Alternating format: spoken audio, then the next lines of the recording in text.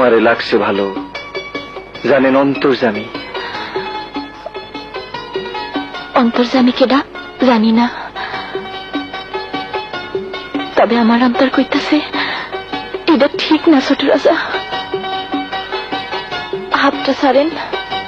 কেন? শরীরটা হিম হয়ে আইতাছে। সেদিন বলেছিলাম শাড়ি পরা মেয়ে আমার পছন্দের, তাই কি শাড়ি পরেছো?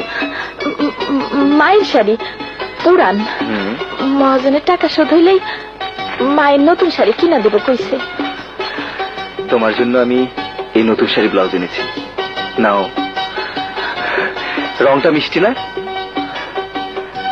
ধরো ধরো। ওরে বাপরে, এই শাড়ি বাড়িতে নিয়ে গেলে মায়ে আমারে বইটা দিয়া পিঠ